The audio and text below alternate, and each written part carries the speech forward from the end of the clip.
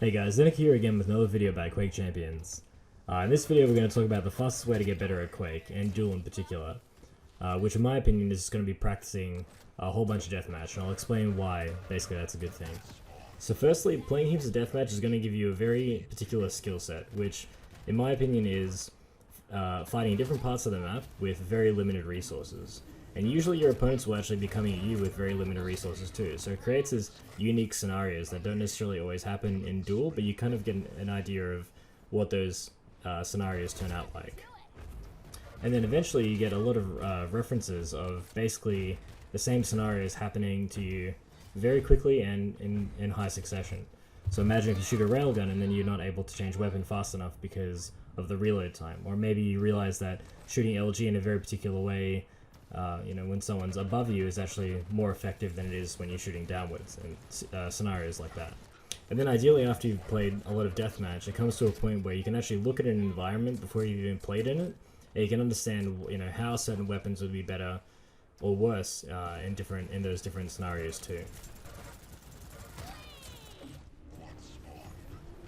So second on the list is resource management. Probably one of the funnest things about deathmatch is the fact that it's just purely hectic. I mean, when you see 8 people jump on a quad in a deathmatch, it's actually just a really fun scenario where you see people just consecutively die and just hear the quad getting picked up.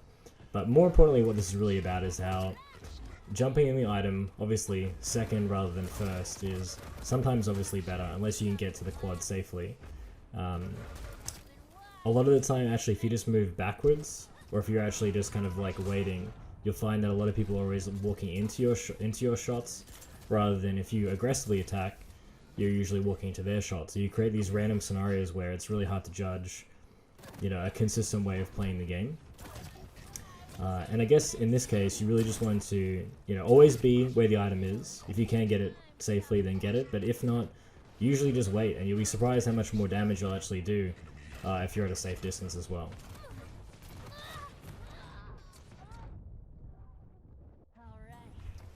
So third on the list is your ability to practice crazy maneuvers. In Duel, there's often a lot of times where you can actually chase your opponent, but it's going to be a very risky, low percentage play, but you know that if you actually pulled it off, you could actually kill them. And it really doesn't give you the benefit because those situations don't happen so often if you're only playing Duel. Whereas if you're actually playing Deathmatch and you're chasing someone, you actually have the opportunity to do those kind of attacks where you run into a room with high speed and you just hit them with high percentage LG tracking, or you hit them with a corner rail that you can just practice over and over again, that Deathmatch really offers. But if you do that in Duel, it just doesn't really happen so much. But those scenarios are still available.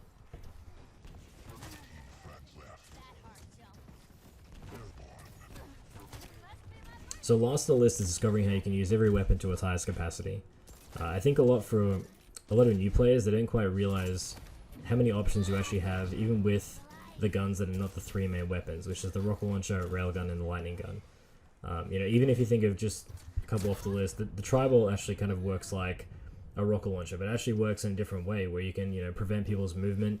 It actually explodes at a very particular distance, and it kind of gives you an opportunity to really just not necessarily always get a kill, but at least defend yourself.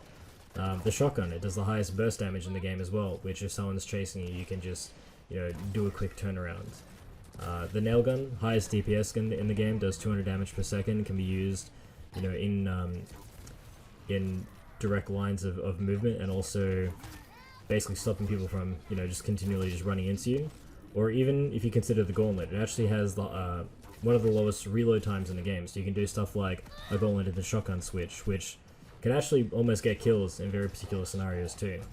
So if you consider all those things, sometimes you might just spawn in a place that's actually not obviously the best, or you don't start with a primary weapon, but it does give you options if you maneuver your character in a very particular way.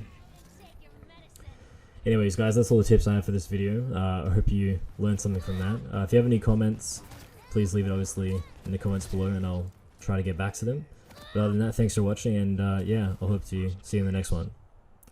Catch you later.